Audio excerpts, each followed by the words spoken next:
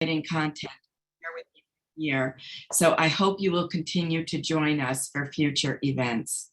My name is Nancy Kelley, and I serve on the steering committee and as a founding member of NYC Builds Bio. I am joined by my fellow founding and steering committee member, Mitch Simpler, managing partner of JBB. Would you like to say hello, Mitch? I would love to. It just took me a second to get everything to turn back on. Well, good afternoon, everybody, and welcome to our fourth installment for the emerging bioscience clusters for New York City. It is a real pleasure to be here. And as Nancy said, I'm one of the co-founders, and we really believe that this is making a pivotal change in our industry to help educate all the participants in terms of what each of us does and what our contributions will be moving forward. So with that, and no further ado, Nancy, would you please carry on and welcome everybody again? Thank you, Mitch. So I would like to thank the Cove, a new ground up live, work, play, life science tech campus being developed by Argent Ventures in Jersey City, not only for presenting this afternoon, but also for sponsoring this webinar. I would also like to thank Triumvirate Environmental for being the lead sponsor of this seminar series. And last but not least, to acknowledge the founding and corporate members of NYC Builds Bio who make this programming possible. We're really excited to welcome you to this fourth webinar of the sponsored seminar series with Triumvirate Environmental. This webinar is entitled Emerging Life Science Subclusters in the Greater New York Metro Area. It will focus on Hudson Square in New York City and Jersey City, just across the Hudson River. Our first webinar, held in January, discussed the impact of a recent NYC Builds City Planning study of the Greater New York Metro Life Science economy on all of the subclusters in the Greater New York Metro region. It concluded that the New York metro area, which includes New York, New Jersey, and Connecticut, enjoys the largest life science economy in the United States, and the 2020 census data shows it growing faster than many other regions of the country. The second webinar, held in February, focused on two of the fastest growing subclusters in New York City, Midtown West and Long Island City. The third webinar, held in March, focused on exciting new projects in Midtown East and Manhattanville and Harlem. You can find links to all of those sessions on the NYC Builds Bio website. This seminar series will run for 8 episodes from January through September 2022, each covering different life science subclusters in the Greater New York City metro area in more depth. All of these subclusters are growing up around existing academic institutions and new private life science development in neighborhoods, which have distinct social, cultural, and recreational flavors. The next seminar is scheduled for May 31st, focusing on Mount Sinai and Academic Alley, the largest concentration of top academic medical centers in the world. Registration is open, so be sure to sign up after this event to learn more. And be sure to check out our website for other upcoming events. Before opening it up to our program today, let me give you some information about developing life science clusters in New York City and beyond. Asking the question, where is life science growth taking place in the Greater New York marketplace? Well, just as it happened in Cambridge, Mass, over the course of the development of its life science cluster, a number of subclusters are developing around academic hubs in Manhattan, flanked by 2 ground-up development opportunities in live, work, play environments for millions of square feet of commercial life science space in Long Island City and Jersey City. Next slide, please. And you can see that here on the map with the BioArc, which basically was conceived of by NJKA and NEAD architects. It basically goes from northern New York City all the way down through Jersey City and beyond, through Brooklyn and Long Island, and then the gateway to Tarrytown and Westchester up in the Bronx. Next slide. The East Coast corridor, consisting of Mount Sinai, Academic Alley, Long Island City, Midtown East, Brooklyn, Long Island, and Hudson Square, which is the nexus between the east and west sides of Manhattan. Next slide. The West Side corridor stretches from the Bronx Hutchinson Metro Center down through Columbia Presbyterian in the north, and then through Manhattanville, Midtown West, Hudson Square, and on to Jersey City. Today, we will learn about the subcluster of Hudson Square, which includes a number of important foundational life science projects, such as Jlabs, New York Genome Center, and BioLabs at NYU Langone, and Google Hudson Square. I will introduce the neighborhood and Jlabs. To discuss the other exciting projects, we have Nico Rubine, Scientific Director, Computational Biology, Genome Technologies at the New York Genome Center, and Glennis Mehra, Site Director at BioLabs at NYU Langone. Then we will learn more about the growing subcluster in Jersey City. I will introduce the neighborhood, followed by Clay McPhail, Vice President, Acquisitions and Asset Management at Argent Ventures, and Peter Schubert, Partner at NE Architects, who will introduce the Cove. Then Camilla Grello, Vice President, Asset Management of Thor Equities, and John Cahill, Senior Vice President of JLL, will introduce 95 Green Street, an exciting new conversion for life sciences offering pre-built lab space for companies graduating from incubators. Before I turn it over to Triumvirate Environmental for introductions, I wanted to cover a few administrative details. We have nearly 200 people registered for today, so please keep your cameras and microphones off during the program to minimize technical difficulties. There's a program and PowerPoint highlighting the hosts, sponsors, speakers, and content for the meeting. These will be posted on the NYC Builds Bio website. The program is being recorded and will be available on the website and NYC Builds Bio YouTube channel. Since most of you are participating in listen-only mode, please feel free to submit your questions via the Q&A button at the bottom of your screen. We will open up for discussion and Q&A at the end of the program, and will address as many questions as possible.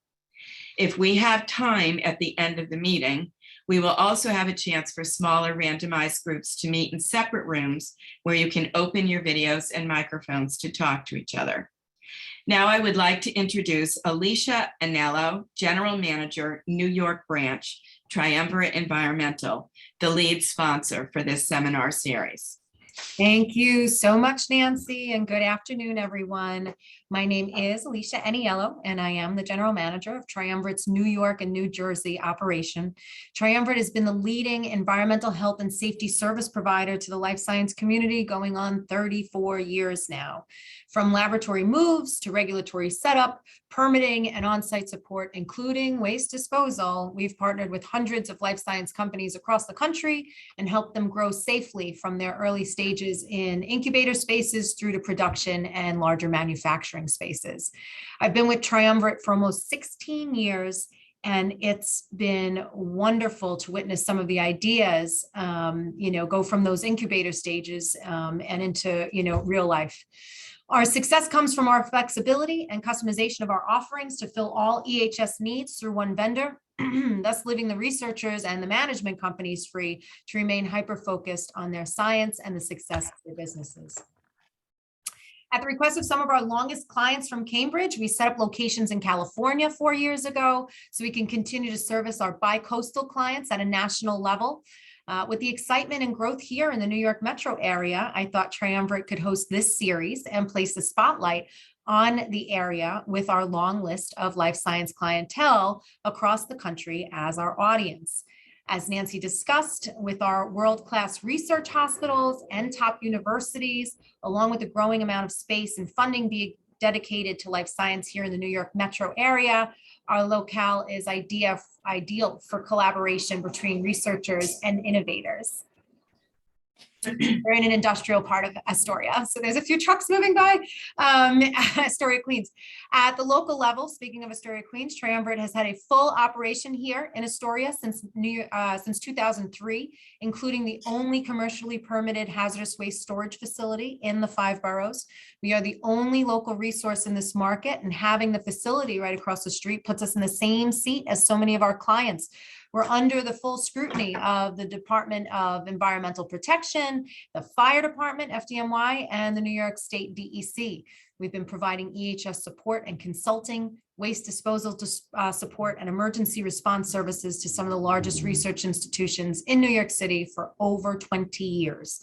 We have over 40 consultants local to the New York metro area and a fleet of just over 50 vehicles here. Moving on to today's speakers are coming from spaces new and old. The New York Genome Center was one of the pioneering life science spaces in New York City that we partnered with upon opening many years ago. I'm really interested also to hear about the burgeoning sector in Jersey City. I personally haven't seen any of those spaces, so I'm looking forward to our virtual tours today. Nancy, again, thank you so much to you and to New York City Builds Bio for providing us with this platform and for agreeing to take on this 8-part series. It's been a lot of work for you, so thank you again. And thank you, of course, to all of our speakers and those of you who logged in to join us for this series and for this episode and future series. Terrific. Thank you, Alicia. Next slide. So we're going to start out by looking at Hudson Square. And this is an area that is near and dear to my heart because when I was serving as the founding executive director of the New York Genome Center, we cited the New York Genome Center in Hudson Square with the approval of all of the academic institutions in the greater New York area because of the quality of life in Hudson Square, lots of restaurants, great open streets, which are easily accessible, just wonderful residential areas, and most importantly, the transportation network where you can get almost anywhere in the city from this area. And so we were very excited to find the building that the New York Genome Center is in now, and Nico is going to tell you a little bit about that. But this slide basically tells you who basically is in Hudson Square on a day-to-day basis, consists of visitors, office workers, residents, service workers, hotel guests, and students. Great mix. All of them are well educated and relatively young. And we have located here not only the New York Genome Center, but now Jlabs and BioLabs at NYU Langone. The newest addition to the neighborhood is Google, who has just recently purchased and built out the south portion of St. John's Terminal for $2.1 billion. And plans to put a large number of employees there who will live and work in the neighborhood. So it's a bustling place, very exciting place to be. Next slide. Unfortunately, Jlabs was not able to participate today, so I'm going to share with you some of the slides that they showed a few years back when they did participate in our program. Obviously, Jlabs is founded by Johnson & Johnson, which is a worldwide pharmaceutical company. I'll wait until we can get our slideshow back up here.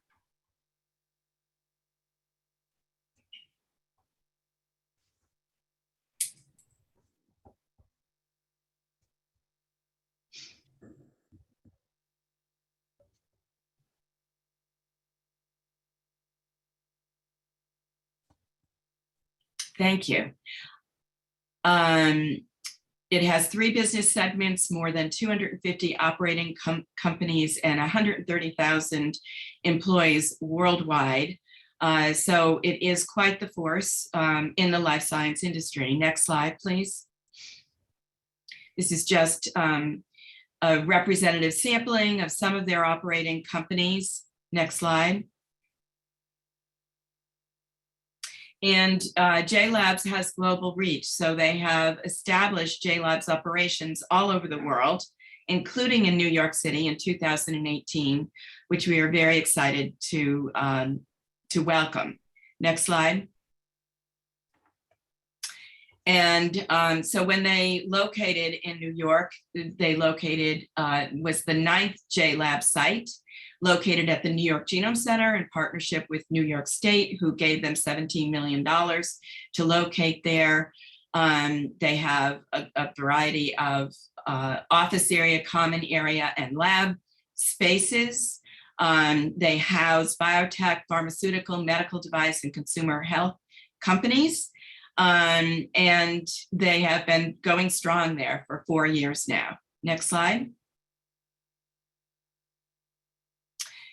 And basically what they do is provide small companies with big company benefits, not only a local ecosystem, which introduces them to the other players in the market, but also infrastructure, programming, funding series, and really the freedom to innovate in the way that they need to. Next slide. Now I'm going to turn it over to Nick Robine, who will tell us a little bit more about the New York Genome Center. Hi, everybody. So my name is Nico Rubin. I'm a director of computational biology, and I'm extremely excited to talk to you today about the New York Genome Center. And as you've heard already, and I think we can go to the next slide, the Genome Center was founded in 2011 in great part thanks to the effort from Nancy Kelley. And just for a personal anecdote, I joined in 2012, and actually Saturday was the 10th anniversary of my first day at New York Genome. So we had a small office back then on 57th Street and Broadway, but quickly signed a lease for this building located on 6th Avenue, 101 Avenue of the America, which is represented here. The building was completely empty when we signed the lease. There was a 1-year work in the building, and we occupied the first 7th floor of the building. You see pictures from the inauguration that occurred in September 2013. We were really created as a partnership between all of the major academic institutions in New York City, and they will be represented on the next slide, in combination with the philanthropic support. And really the goal of the New York Genome Center was to be a place for large-scale human genomics in New York City, something that did not exist before. And really what was unique was to have this partnership with all of the major academic institutions and hospitals in New York. So we really wanted to participate in establishing New York as a biotech hub, and to develop the area in Hudson Square. And so one element in identifying the location of the New York Genome Center was to have all of the great advantage of the Hudson Square neighborhood, but also to be a little bit further away from any of the other big academic institutions we were working with, so that we wouldn't be perceived as too close to any of them individually. So what is the New York Genome Center now? We have all of those what we call founding members, and there are new institutions that are added to this list. So you can identify the major academic centers in New York and in the New York region, including many new members from New Jersey. And we have both faculty members and staff scientists. I'm one of the staff scientists, but we have faculty member that will be that I'll talk about after. We do genomics, we do sequencing, we have sequencing instruments. We also have a clinical lab that does genomics for the clinic, directly for patients. We are a technology innovation group, and we do a lot of work in data science and computational biology. Mostly in the last few years, we focused on 3 disease areas: neurodegenerative disease, neuropsychiatric disease, and cancer. And I think I can go to the next slide.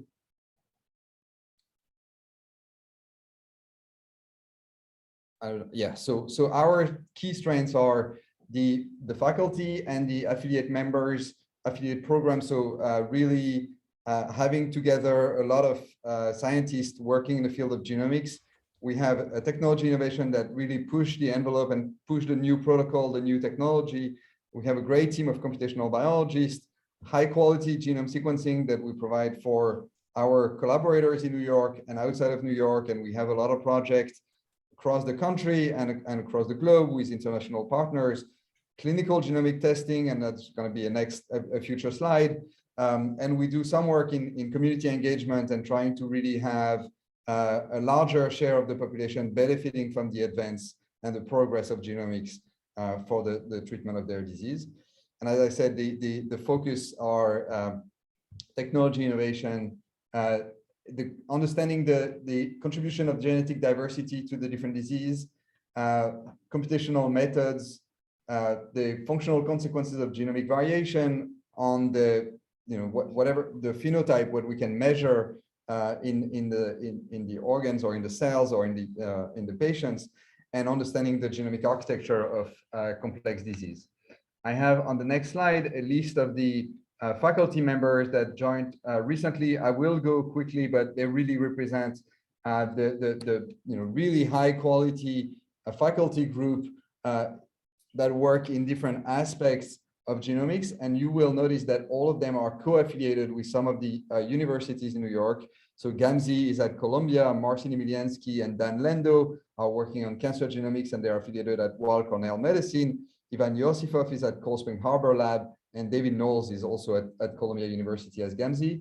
On the next slide, I have the second part of this list, and that's Hemali Fatnani, who works also at Columbia, Neville Sanjana and Rahul Satija at NYU, Sanya Vikovic and Chenzu Zhu joined very recently. Sanya is going to be affiliated at Columbia, and Chenzu is at Weill Cornell. So we have really a great integration of the faculty members that are there. Part of their group is at New York Genome Center, but they're also affiliated with the partnering universities. On the next slide, we represent the affiliate member working group that work in different subdomain of genomics and are serving to really build and consolidate the network of academic or scientists that work in collaboration with the New York Genome Center. And currently we have 84 members in these working groups, represented 16 institutions. On the next slide, I have a slide on the innovation and technology development. That's really one of the reasons that the New York Genome Center is very well known now in the academic community. So we have high throughput sequencing instruments, mostly coming from Illumina. We have the name here of the instruments that we're using, but we're really one of the largest genome center in the country and therefore in the world, with the ability to produce 60,000 whole genomes per year. We also are investing into long read sequencing, and I'm happy to talk in more detail about any of those details if you're interested. But Illumina sequencing, the one we use, our workhouse, is really using short reads, so a small segment of the DNA. There are no technology that can do much longer reads, and that's complementary. And there are new things we can study with those machines, and we need to have new methods to really take full advantage of those technology. But we also evaluate new technology that can reduce the cost of sequencing. We do a lot of work in single cell and single nuclei genomics, cell-free whole genome sequencing for liquid biopsy applications, FFP tumor sequencing, and so on and so forth. On the next slide, I have a list of the clinically approved tests. So as you know, we operate in New York State. We're under the regulation of New York State, which is more stringent than the federal CLIA regulation. And so we have a number of tests that can be ordered directly by a physician to the New York Genome Center, and we would return a clinical report that will go in the clinical file of the patients, and that corresponds to either germline sequencing for what we call genetic disease, or cancer, where we sequence both the normal genome and the tumor genome. And so we have a number of tests that we perform. You'll notice we also perform COVID testing, and obviously that's really something we started very early on in the pandemic, and we have been going on for the past 2 years. I have a few more slides to present. So the Genome Center is really an active part of the biotech ecosystem. We have attracted funding. We have we have New York State funding. We have federal funding. We attract exceptional scientists to work at the Genome Center or to work with the New York Genome Center. We also, one of our floor is now occupied by Jlabs that's been presented right before. And we have created over 350 jobs in the state of New York, and that includes the Jlab incubators. We also have a great space for events on the first floor of the New York Genome Center, and we have hosted a number of events that are relevant for this community. On the next slide and last slide, I want to highlight 4 companies we have either spin-off or worked with. The first one is Cove that works on low-pass sequencing platform for whole genome sequencing for smaller cost than the standard whole genome sequencing. The second one is called C2I Genomics and work on circulating tumor DNA and liquid biopsy, developed by Dan Lando.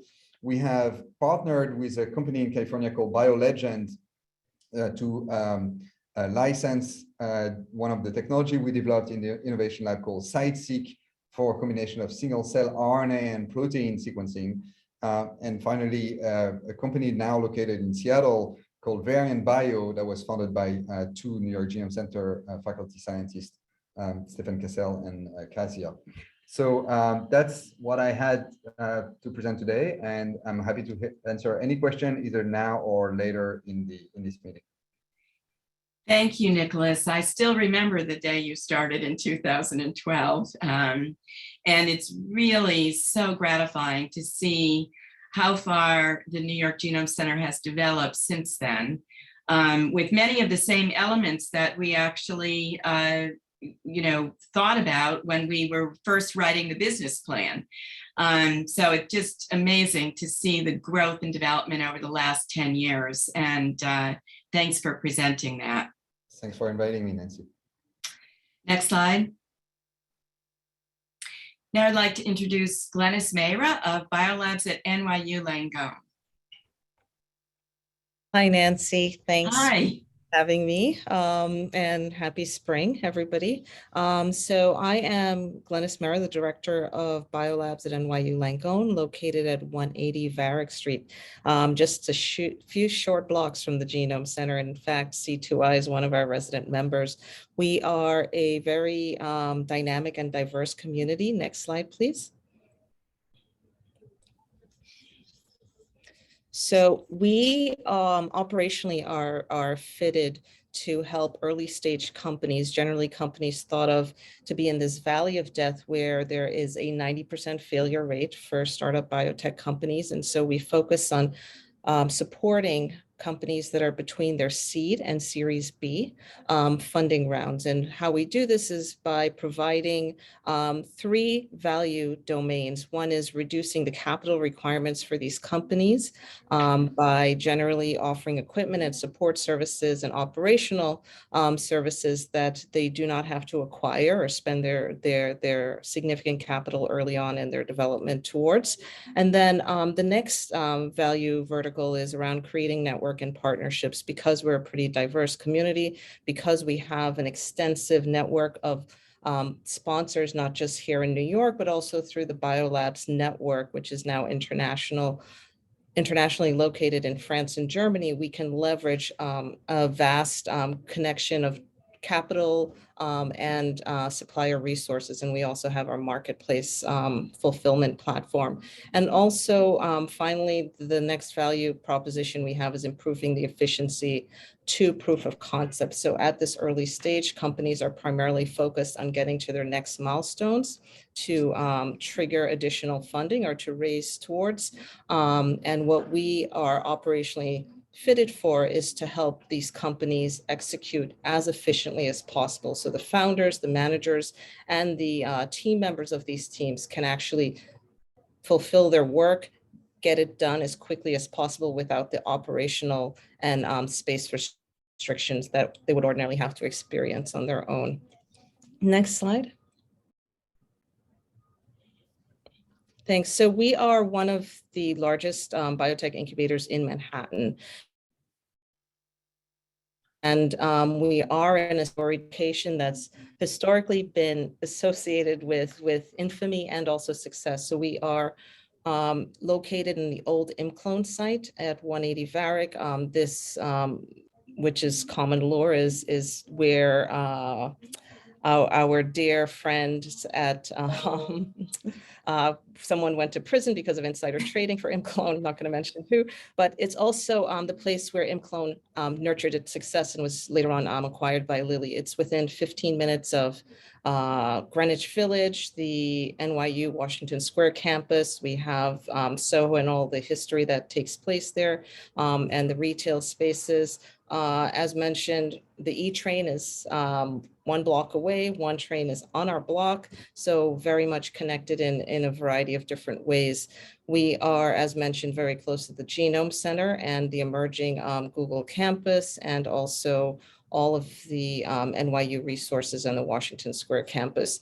Our space is fully built out, and we have both private and open shared lab and private desk office spaces available. One of the most important aspects, I think, of our existence is the support of NYU Langone Medical Center, which is cross town, and also the New York City Economic Development Council Life Science Group. Because of this group and the efforts by the state, we are also in a tax-free zone, which is relatively unique for Manhattan. So companies working here, executing in our space are free of state income and city income taxes, and also revenue tax. Next slide, please.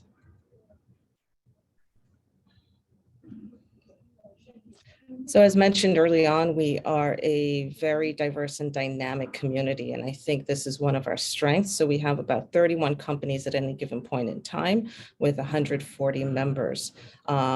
What's interesting is that not all of these members are scientists. We do have extensive support staff, admin individuals who are who have been growing with these companies as part of our community. Because of this diversity, we, I think, have an opportunity to amplify new areas of discovery that ordinarily wouldn't exist if someone is existing in a very focused silo of a work environment. So our companies span a variety of different sectors. So we have therapeutics, a little more than 50% of our companies are involved in therapeutic endeavor, and those include small molecules and also biologics. We have companies that are focused, such as C2I on diagnostics and computation. Our computation cohort, or the in silico companies, are generally focused on developing machine learning algorithms to enhance the discovery process. So again, great opportunities for collaboration within our community. So the in silico companies actually do bring significant value to the rest of our community. Next slide, please.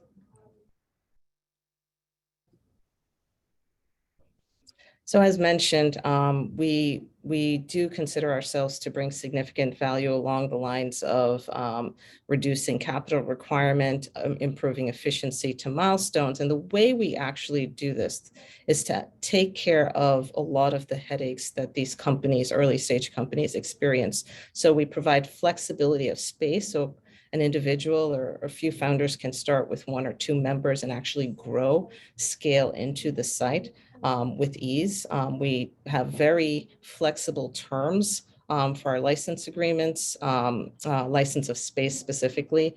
And we take care of everything in terms of procurement with the help of Triumvirate. We also help manage the EHS process and city ordinances. And what's, I think, unique to our platform is we also offer services and support that are in a technical in nature. So most of the groups here are relatively young, their teams are young, and so we find that offering this technical support helps them, again, improve the efficiency of their efforts. And we do this all compliments of our team and also our sponsors, who provide quite a great deal of the resources that are provided to this community. Next slide, please.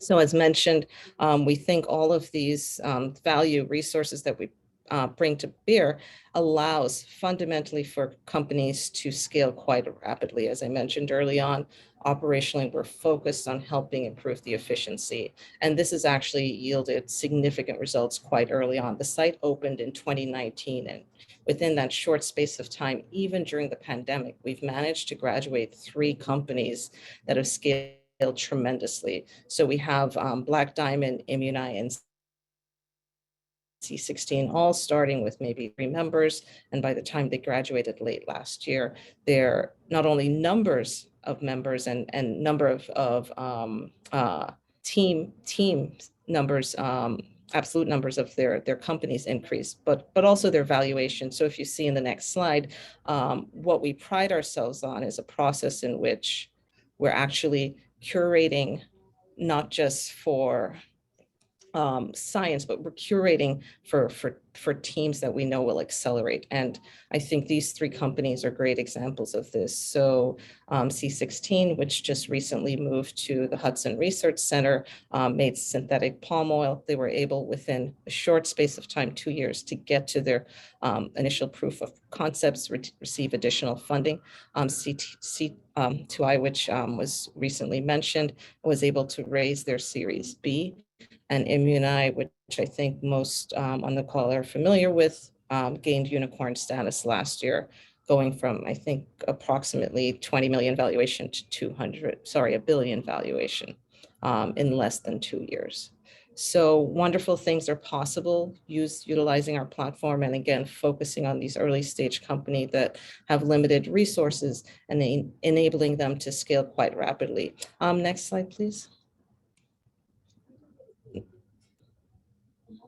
Now, I think all of this is not just our operations that's enabling this, but what I think our platform is fundamentally built on is the ability to curate, and that curation comes from the application process. So it generally has several gatekeepers, myself being one of them, but the way the application process works is there's an inquiry, there's a review by myself, and then there's a review by the selection committee. And this selection committee is quite unique in that it has members of NYU faculty, the NYC EDC Life Science groups, and also our pharma sponsors. And recently we do also have some representatives from VCs on that selection committee. And it's through this that we think we are curating for the most scientifically adept teams. And also we're curating for founders that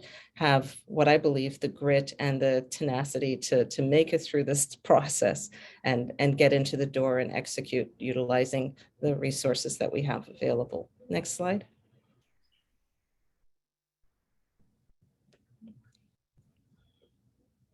So to end, we're fundamentally more than just space.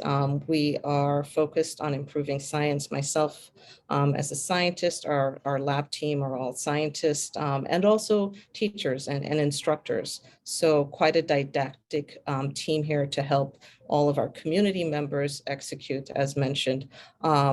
We fundamentally leverage being part of the BioLabs network and also part of NYU Langone Health.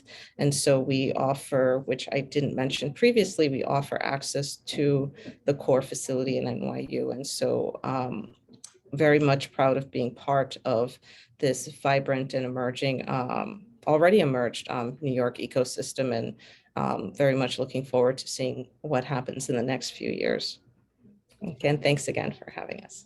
Thanks, Glennis. Wow, you're really making a great contribution to the New York life sciences ecosystem, as you just said. It's amazing to see what's happened in the short period of time that that you've been around. So thanks for all of that. Next slide. There you go. That's how you can contact Glennis if you need to. Next slide. So now we're going to turn our attention to Jersey City.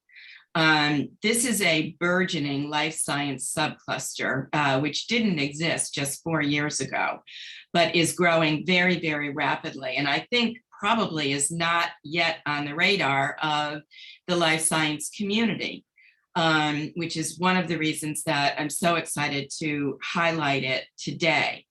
Next slide. Jersey City is almost directly across the Hudson River from BioLabs at NYU Langone and the New York Genome Center. In fact, you can jump in a water taxi and be there in 10 minutes. So it's very, very easy commute to Manhattan. But most importantly, it is the only ground up live, work, play environment in the greater New York metro area. That is the gateway really between Manhattan and the rest of New Jersey. It's only one of two potential ground up developments of this kind that could be located in New York City. One is in Long Island City and is not has not yet moved forward as a life science development.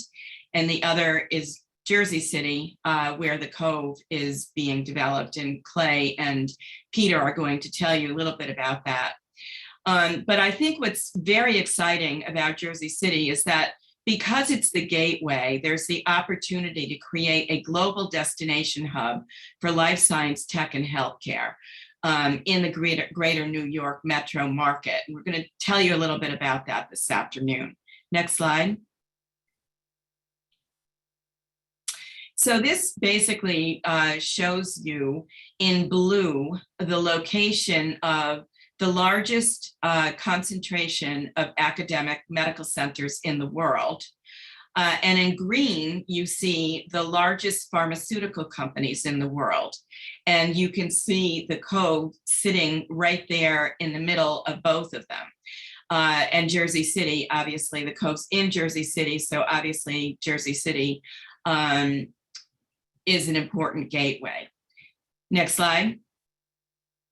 But even more importantly, it is connected to every major transportation network, not only within the greater New York metro area, but also from Boston to North Carolina via Amtrak. And so really sitting right at the heart of the life science tech corridor, which is the largest corridor in the world for these uses. Next slide.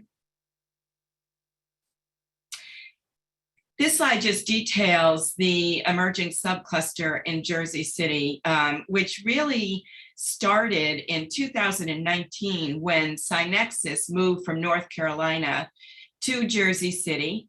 And the reason cited was the deep talent pool, which John Cahill is going to talk to you a little bit about later on, the connectivity to Manhattan, and the collaborative ecosystem. They moved to Jersey City in 2019. They're still there. And then they were followed by a number of companies, large and small, that established operations in Jersey City. Claris Biotherapeutics is a startup company that has received funding from a venture capital firm in Denmark. Evergreen Therapeutics raised a Series A round and broke ground on a new manufacturing facility nearby Jersey City. Merck spinoff Organon, which is a Fortune 500 company, located their headquarters in the Goldman Sachs Tower in Jersey City, 110,000 square feet. That is corporate offices, not labs, but it's still a very important presence there in terms of the burgeoning life science sector. 95 Green Street, which you're going to hear a lot about, has been repurposed by Thor Equities for life sciences, healthcare, and tech tenants. And the ecosystem includes other organizations like Whole Foods, which is expanding their headquarters in the Northeast there, as well as Centre Pompidou, which is a French Museum of Modern Art that's establishing their first North American satellite in Jersey City. But other companies that are there are Apprentice.io, which is an artificial intelligence company focused on life sciences, as well as NJIT's College of Computing, which basically established a pilot academic campus there, and together with Ben-Gurion University announced a new institute for future technologies. You're also going to hear about the Liberty Science Center and SciTech City, which is developing just south of the Cove to create a 40-acre science and technology corridor right on the Hudson River. And finally, the Cove announced its launch last year. It will be a 3 million square foot live, work, play campus with 1.5 million square feet of life science, tech, and healthcare space. Next slide. And so you can see here, you know, kind of the logos of all of the active participants in the Jersey City subcluster, which are actually building this community. Next slide. And now I'd like to introduce Clay McPhail from Argent Ventures and Peter Schubert from NEAD, who has done the master plan and design work for the Cove. Thank you, Nancy. Thank you, Nancy, for that introduction. I'm Clay McPhail with Argent Ventures. Happy to present to everyone today a short presentation on our development in Jersey City. Yeah, just expanding on what Nancy said. So the Cove is about a 14-acre site. We first started assembling in 2015. We completed the land assemblage in 2020. And if you go to the next slide. This is just an overview of the development. In the foreground, Liberty State Park is to our south, Jersey City to our north, right on the Tidewater Basin, direct water access to New York City, and right on the Hudson Bergen Light Rail. Next slide. This is some aerials of the site. I think one of these is from the 30s, and the other one might be from the 50s. So obviously, we are dealing with a legacy of industrial contamination. There was a lot of rail terminals in the area. It was a big logistics hub at the time. And where this site is now was basically where a creek called Mill Creek used to run into the Hudson and has subsequently been culvertized over the years. But we've been dealing with some legacy issues from that contamination. Next slide. So this is the site post remediation. We did a pretty extensive remediation in 2020 into 2021. That removed quite a lot of contaminants in the soil, PCBs, EPH, I mean, you name it, we had to deal with it. It was a pretty elaborate and extensive remediation. But proud to say that has been completed at this point. And next slide. And this gives you an overview of kind of where we are in the context of Jersey City, a little more zoomed in. So the site has the Jersey City Medical Center immediately to the north of it. To the south is Liberty Science Center and Liberty State Park, which is larger than Central Park. And our parcel is the only mixed use zone parcel that neighbors the park. So we like to say that we're basically Park North, Park South, Park East, and Park West. We're it. If you want park frontage in Jersey City. The Morris Canal redevelopment area is to our west. There's been a lot of activity on Johnston Avenue and some of the other streets nearby. A lot of new, mid-rise and low-rise residential product has come online. And construction there was pretty much cracking all through COVID. And there's been a lot of new deliveries of units, residential units in that area. It's definitely changed the look and feel of that neighborhood. And to our east is the Liberty Harbor North redevelopment area, which is a large redevelopment area. This view is a little bit dated. There's some additional towers that have been completed since this aerial was taken, but still a lot of acreage to go. There's probably another 8,000 units roughly zoned to go in, and that'll be basically a brand new ground up neighborhood for Jersey City. Next slide.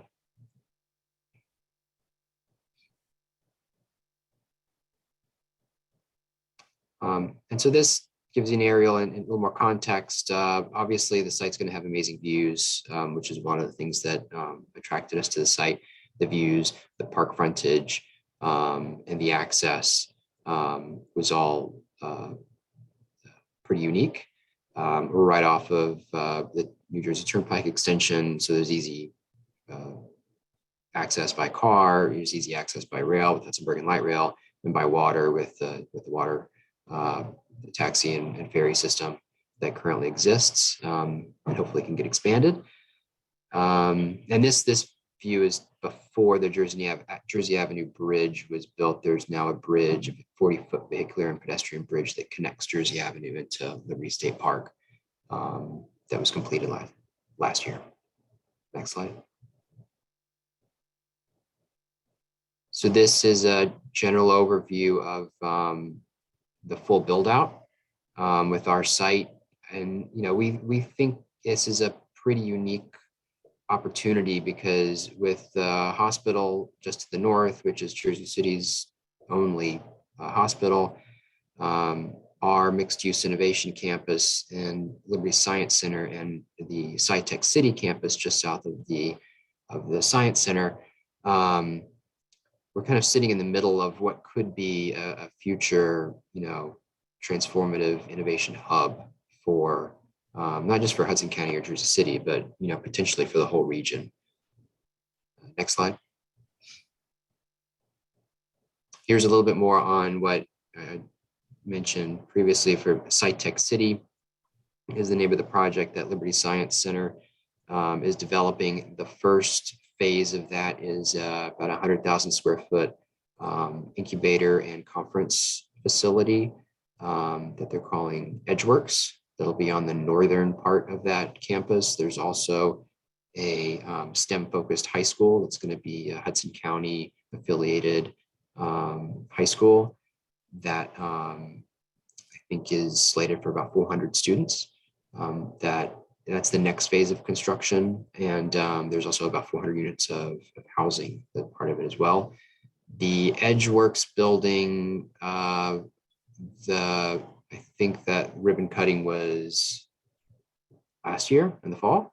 And the remediation, I think, is the first phase that is underway, the site remediation for that building. And I think they'll follow up with the actual vertical construction once that remediation is completed. Next phase, or next page.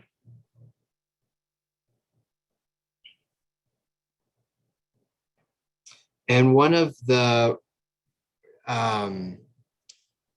quirks of the site, which is also one of the benefits, is we have the main sanitary sewer line. There's actually a couple of sewer lines that run through our site, but one of them is the main sanitary sewer line, which basically takes all of the sewage from downtown Jersey City, which is a pretty massive catchment area, and takes it through our site onto the south to the Snake Valley treatment facility. So we have been researching the potential, we've gotten pretty far on it, of basically harnessing the energy, the latent energy in that sewer, heated sewer water, to use it to heat and cool the development. And this is it's not a new technology, but it is new for the East Coast. There's a pretty large system in Vancouver. There's one under construction now in Denver. There's a small one in DC. There are numerous ones in Europe and in Scandinavia. But if anyone is familiar with geothermal energy, it's essentially the same concept except with water, which makes it more efficient. And because most of what we send down the sewer pipes is heated water, I think the ambient temperature of that sewage is somewhere in the mid 60, 70 degree range. So you can use that temperature differential through a series of heat exchangers, and then we send that heated water on a loop through the development, a centralized loop that would heat and cool all of the various phases. Our original calculations, based on the flow that we have, we think we can generate about 10 megawatts of heating and cooling capacity, which would be enough to service, I think, around 75% of the max cooling load and around 95% of the max heating load.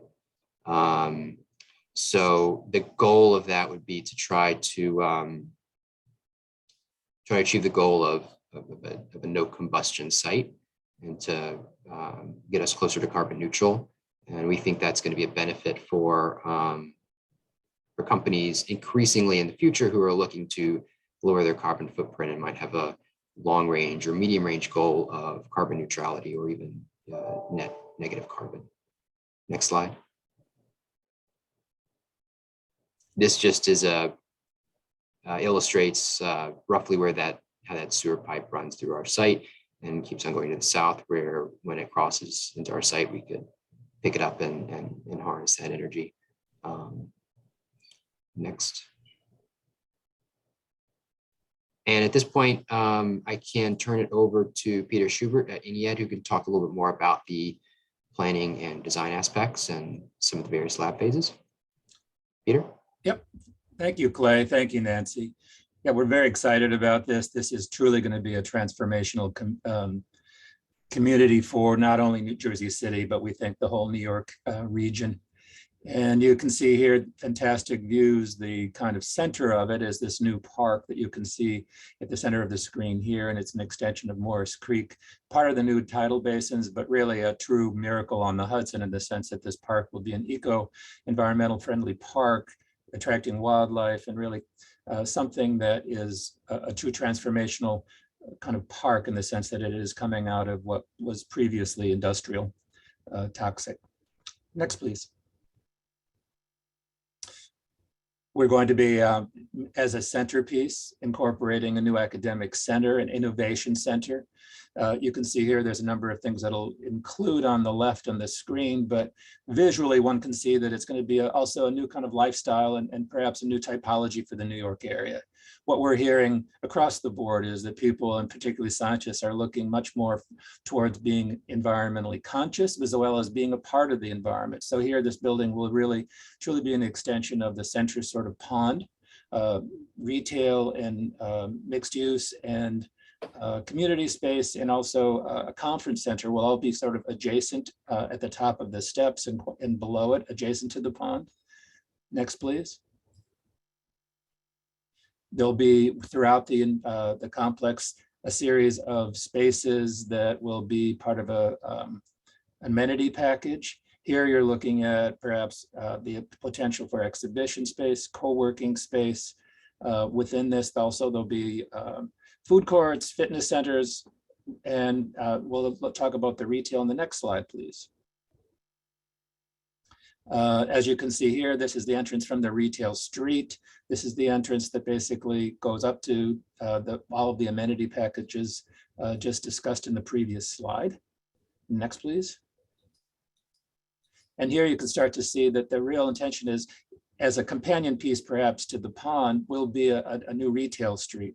From here, there'll be galleries, cafes, obviously lobby spaces, exhibition spaces, but there'll be a real extension of the urbanism of Jersey City. So in a sense, it's sort of town and country in the sense that Etna, which is what we're looking at, will become and form the kind of campus center of vitality of all the collaboration. And then obviously the pond and the distant Liberty Center or Liberty Park will be all about the environment and how you make those two sort of town and country ideas work. Next, please. Within then there will be a series of basically maker spaces. Nancy, maybe you want to talk to this one?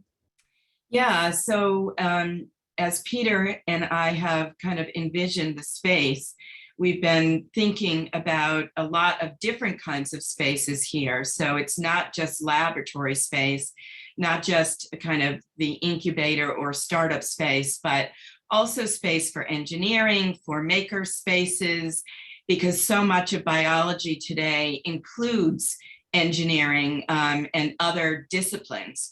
And so what you're going to see here as we go through the next series of shots is just a number of different spaces that will be designed and built for the campus.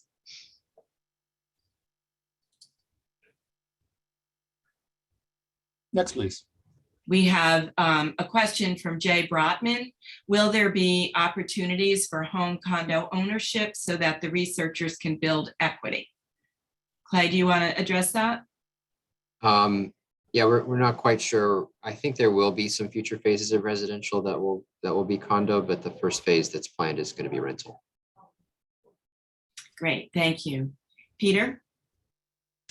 Here you can see that the labs, particularly in the academic lab, have beautiful views, not only of the pond in front of it, but really the distant views of the Liberty Park as well as Statue of Liberty. Really, I think a unique opportunity to have views of the New York Harbor as well as Manhattan, which again plays to the idea of both the nature as well as this town and country aspect of how this really becomes a transformational and sort of really new kind of environment. The labs themselves, as you can see here, can face the water, although they're all built to suit. Next, please. And this becomes sort of the heart of the conference center, where there is obviously a lot of collaboration space, cafes.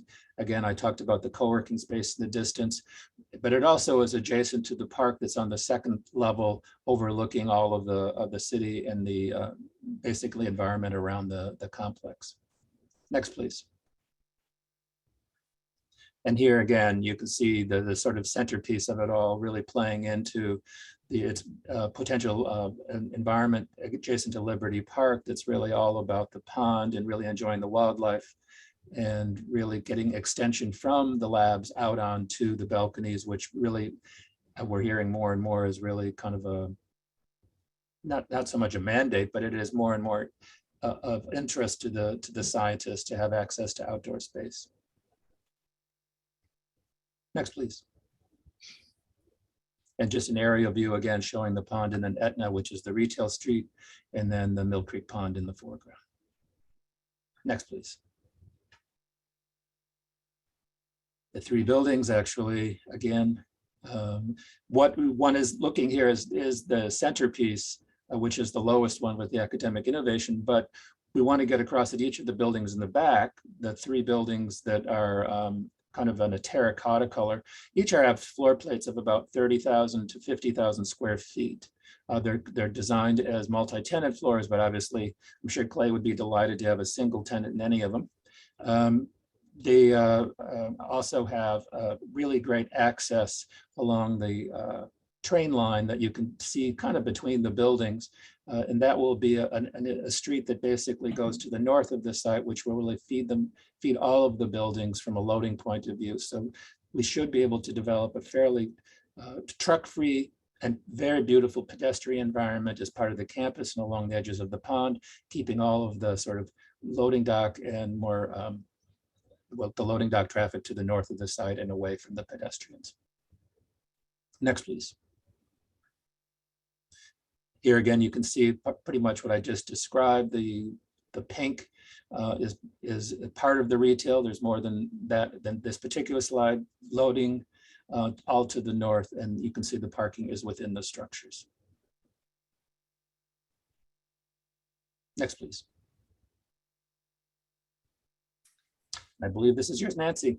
So New Jersey 2 years ago passed an amazing piece of legislation that basically provides $11.5 billion in incentives for sustainable economic development, which includes transformative projects in life science and tech, also projects for community anchor institutions, incentives for startup companies. I think John is going to address some of this a little bit later on.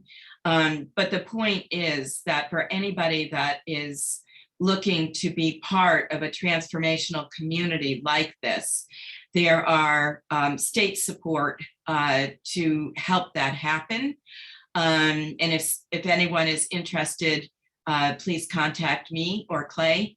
It's been very exciting to work on this with Clay and Peter and to envision the kind of community that Jersey City can become. Next slide. These are just some more renderings of Etna Street, what the campus will look like. Next slide. Looking back at the residential towers from the marina, which is right in front of the development. And I should also mention that Bio NJ, Bio New Jersey, Bio Partnering meeting is starting on May 9th. And they will have a reception, an opening reception at the Liberty House, which is a restaurant that is directly in front of the Cove site. We held the Cove launch event there last year, and it's a great way to visit and to get a feel for just the open nature of the campus and what it will be like to look back towards Manhattan with those views. And so there's a reception there on May 9th to open the biopartnering meeting. I would really encourage any of you that are interested in learning what's happening in bio in New Jersey to attend that full meeting. We actually do have discounted passes for 2 of our members. So if you're interested, please let me know about that. And you can learn more about that on the Bio New Jersey Biopartnering site. We'll be presenting at the opening reception as well. Next slide. And there you go. That's the exciting shot of the Cove. So thank you very much, Clay, for really having the vision to champion a development like this. And thank you, Peter, for all of the imagination and vision for helping to bring it to life. Thanks, Nancy. Now I would like to introduce John Cahill and Camilla Grello from Thor Equities and JLL to tell us about 95 Green Street, which is another exciting new addition to Jersey City. Hi, Nancy. Thank you. Can you hear me? Yeah. Hi, John. Okay, great. Good afternoon. Thank you, Nancy and team and Triumvirate for having us. We're pretty excited to be here. I'm actually here live on site with Camilla. So we're going to give you a quick high-level overview of everything. We'll walk through our brochure. We'll go through some of our Blackbird technology heat maps highlighting the healthcare and life sciences labor force that surrounds Jersey City, in particular 95 Green Street. And then hopefully without any technical issues, I'll do a quick walkthrough virtual tour so everybody can see our 23,000 square foot pre-built lab suite that we're very soon delivering. So with that said, I'm going to turn it over to Camilla to speak a little bit about Thor and Thor Sciences. That's the life sciences division of Thor. She'll talk a little bit overview of the company and the asset and kind of where we were and where we are today. So Camilla. Okay. Hi, everyone. Can you hear me? Hello? Yes. Yes, we can hear you, Camilla. Yes. Fantastic. Okay. All right. So let me start with a high-level overview of Thor Equities and Thor Sciences specifically. So as many of you probably know, we've been around for some time now. We were founded in 1986 with properties in the US, Europe, Canada, and Latin America. We currently have around 180 properties and 9.2 billion in AUM. We operate as a full-service, vertically integrated platform. We originally launched to acquire industrial and urban retail assets, which is how many of you think of us, I'm sure. But through the years, we have really continued to evolve our investment strategy to meet the market and capitalize on the changing demand patterns through the ecosystem. So in 2016, we launched Thor Sciences, and in 2017 launched Thor Logistics. And these asset classes are really our primary focus today. Since then, we've amassed a platform of life science assets with various partners, totaling over 1 million square feet in key markets, including San Francisco, Boston, New York City, and Maryland. In addition to 95 Green Street, notable investments include Labs at RTP, which was a 72-acre Life Science campus in Raleigh-Durham, which we sold this past January. The Center of Excellence, which is 800,000 square foot campus in Bridgewater, New Jersey. 7 Powderhorn, which is 200,000 square feet in Warren, New Jersey. 100% net lease to Celgene. And West Goody Drive, which we closed this past December, which is 230,000 square foot conversion in Rockville, Maryland.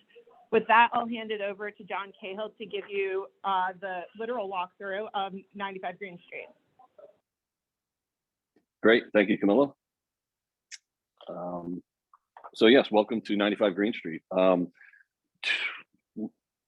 been a long trip, I'd say, but well over 2 years ago, we came to the building after it was vacated by an anchor office tenant, and our team at JLL quickly identified and came to a consensus that this building was very ideal for conversion. The building is an old industrial style manufacturing building, former Colgate Palmolive, part of the Colgate campus here in Jersey City. The building is actually set back from the waterfront. So during Hurricane Sandy, there were no issues, no flooding or anything like that. So the building is set back. It's 350,000 square feet, 8 stories. We have no zoning or use issues. We've clarified all of that with Jersey City to make sure that there are no issues. The building, from a technical and physical standpoint, really just checked many of the boxes that we all know and look for when you're looking for a conversion building. So the building went from industrial to Class A office, and then we have, as of January 2021, been fully under construction. And as I mentioned, getting ready to deliver a 23,000 square foot pre-built suite, which I'm sitting in right now. So we're very excited to finally deliver this building. As everybody knows, there have been some supply chain and logistics issues and everything, but we've been under construction, and the building right now is fully core and shell lab ready, 100% complete. A very large, significant investment is all of the brand new equipment on the rooftop. Air handling units, generator, you name it, everything is brand new sitting up on the rooftop. Since the end of last year, we've signed a couple of leases, and we have very significant interest from several other groups, either in the pre-built suite or full floor tenants for higher floors in the building. But back to the spec that we have here, the slab to slab ceiling clear is anywhere from 13 to 14, 15 feet on every floor. Floor plates are 45,000 square feet. Floor loads are 100 to 125 pounds per square feet or more. There's very robust infrastructure here. There was a data center at one point on the building on the 5th floor. We have 125 car parking underneath, and there's a ton of power coming into the building. We have 3 secured, very large interior drive-in loading docks. And we're happy to say that, in the next oncoming handful of months, we will be delivering space to 2 or 3 tenants in addition to the pre-built suite. So in a matter of months, the common area spaces, the loading will be all cleaned up and painted because we've been under construction, but there will be tenants fully open for business and operating within the building. If we could flip through to the next couple of pages, I'll go through the brochure here, just highlighting some of the important details. But as you can see, the base building lab ready, infrastructure is complete.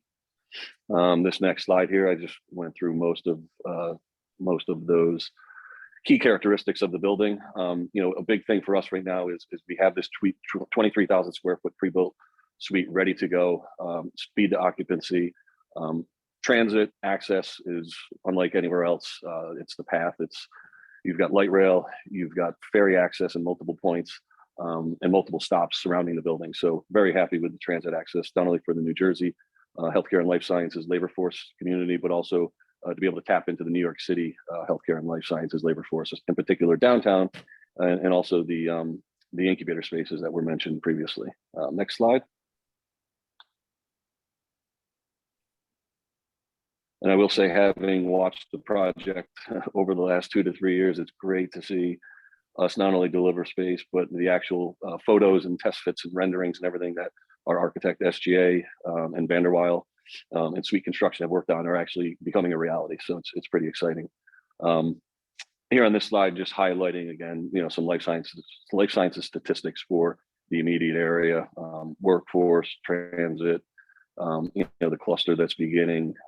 As of this point, we are the only R&D lab life sciences building in Jersey City, with obviously other projects coming online around us in the future. So we're very excited to be, kind of pioneers, if you will, in Jersey City. Next slides, please. I'm going to go through some renderings here. Again, I'm sitting in the pre-built suite, so it's nice to have these things come to life. Next slide, please. And next slide. Okay, great. Here's a building stack, and I'll quickly go through this just to show you where we are. If you can go back one slide, please.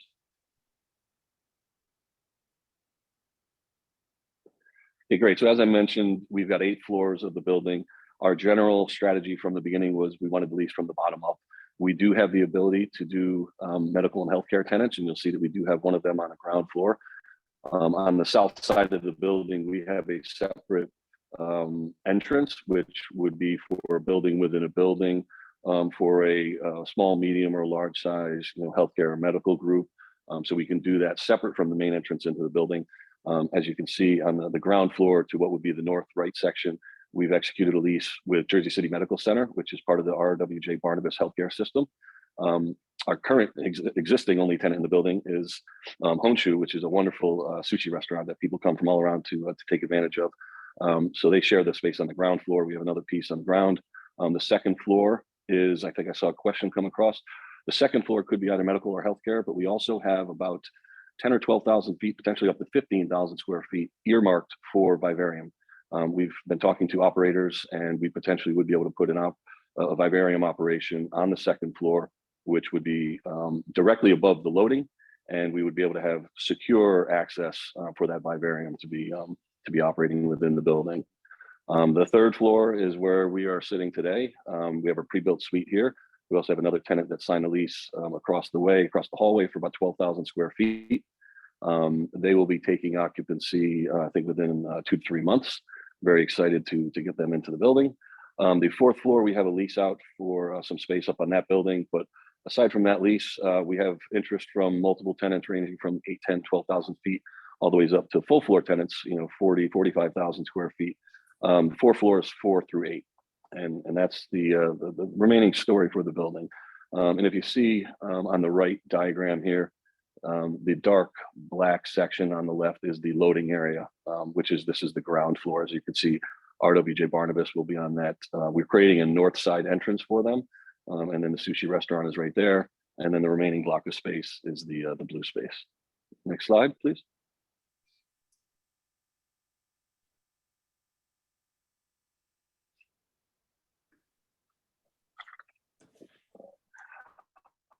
Real quick, this is a slide of the third floor. This is our pre-built suite on the left. As you can see, the far left portion of blue, I'm not sure how it's coming out on your screen, but that is the laboratory space that I am currently sitting in. We have one large open laboratory with several support lab rooms that could be converted for either tissue culture, QA, QC, any type of conversion for lab support. We do have the ability, we have some groups that are interested in potentially dividing the pre-built suite. We specifically did not design it so that could happen. So we could potentially divide half of the lab and half of the office space for 2 tenants. Our preference would be for 1 tenant, but we have the ability to divide that. We currently have the space set up for 4 6-foot fume hoods, and everything else is ready to go. The benches are here.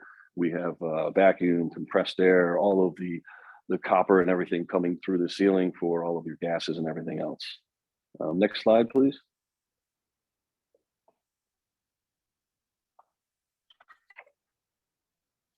Some more renderings. Down at the end of the hallway is our beautiful southern view. It's a little small, but that's the Statue of Liberty.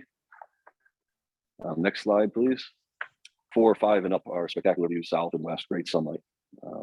Next slide.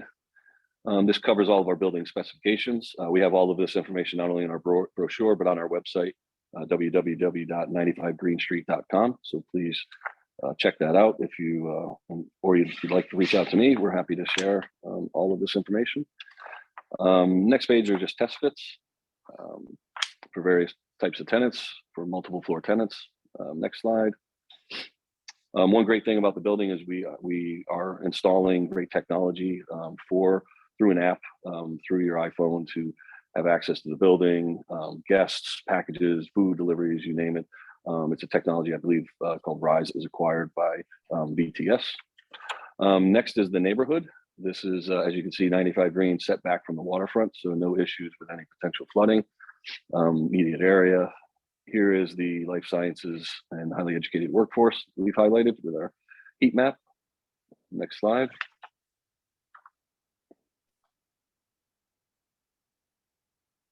Next slide, please. These next two slides just highlight the New Jersey and New York life sciences ecosystem, as well as the transit network.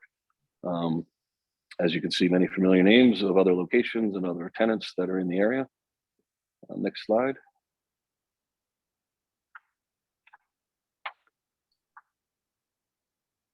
Next slide, please.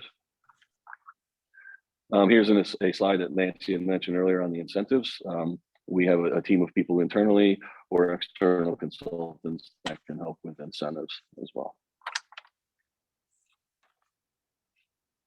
And then real quick, if we could pull up the next set of slides, I just wanted to give a quick highlight from our JLL's Blackbird technology. We've been requested by a handful of tenants recently to highlight and identify whether it's engineering, healthcare and life sciences labor force, or just the life sciences labor force in general, and proximity and location to 95 Green Street. So the great news is that as we knew and as we expected, when you look at the heat map, obviously you see a lot of red there, a very large swath of red throughout New Jersey, highlighting all of the biotech and pharma talent, but then obviously, again, proximity to Manhattan and downtown in particular, really puts us in a nice position to be very close to labor force in every direction. And the next slides are just different versions and renditions. If you could, next slide, please.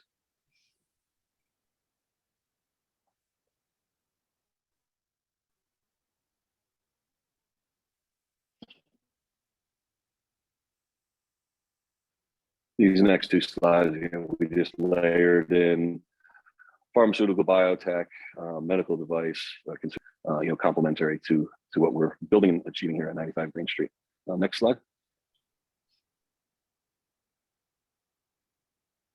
Next slide. Again, obviously the very red large blocks of labor force bode well for 95 Green Street. Next slide. It's consumer products companies. Universities with engineering. This was, again, a particular request from an engineering group. And I think that's the last slide. Next one.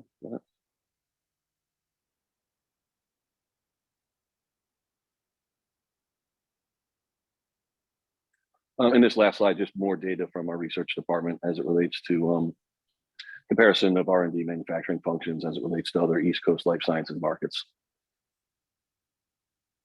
And that's it. We're happy to provide any of the details and the information. But again, for 95 Green Street, we have a great website with a ton of information, and you could reach out to anybody, myself or anybody on my team, and we'd be happy to provide that information. And more importantly, we'd love to tour more people through the building. So please reach out.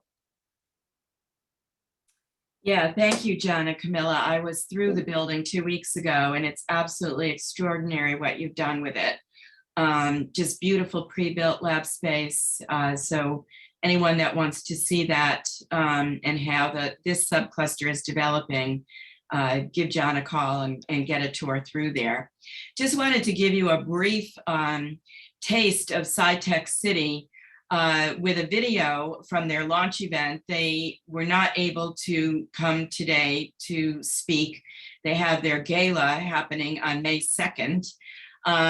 So just wanted to give you a taste of what they're doing there. Carolina, can you launch the video, please? Next slide.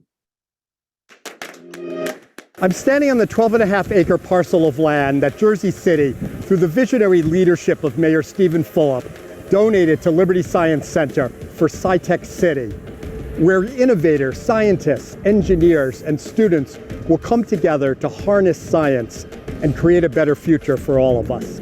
Everything we will need to make New Jersey a global leader in innovation and technology from education onward will be right here on this campus. Sci-Tech City is an integration of an innovation center, the STEM school, the residents, and I think it's just a very strong backbone for the development of science, which in turn triggers development of our whole society.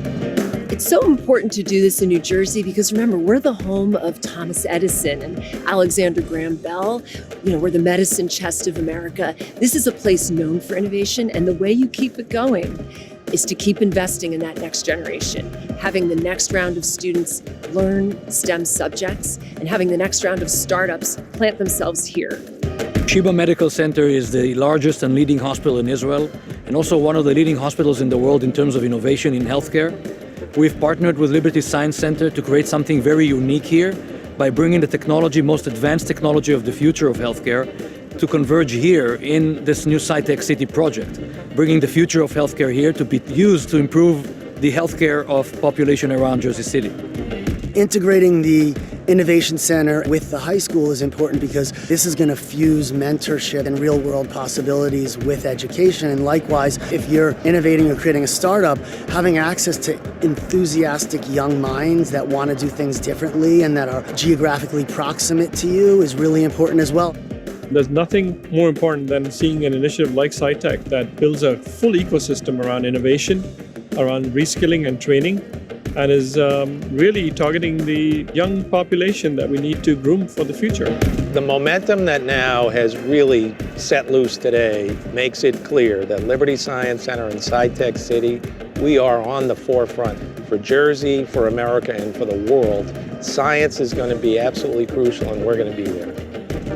When you look forward 10 years and 20 years and 30 years, this is a moment that will change Jersey City forever. So thank you and congratulations to everybody. 3, 2, 1, go!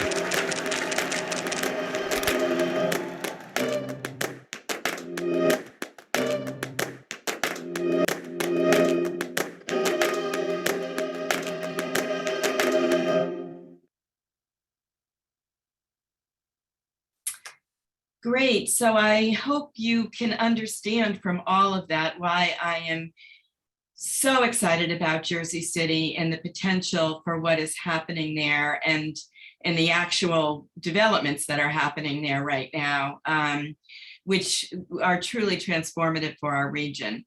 I was just excited about Hudson Square when we did the New York Genome Center, and in my mind, this is kind of the next step for the greater New York metro area, which of course includes New Jersey. Thank you to all of our speakers today. Really appreciate all of the information you've provided to our audience. Just want to point out 2 upcoming events. You can see our upcoming events on our website. May 5th is our member spotlight and networking event. WSP is hosting us at their offices. So it's a great time for the community to come together in person, finally, and do some celebration, learn more about our programming for the rest of the year, as well as the leadership committees that have been meeting monthly and the work that they're doing. And on May 31st, we will have our next episode of the seminar series, which is going to focus on Mount Sinai and Academic Alley, which, as I said, is all about the largest and best academic medical centers in the world. So please go to our website or scan the Q code here and sign up for those events and keep an eye out for future ones. Thanks so much, everybody. Have a great day.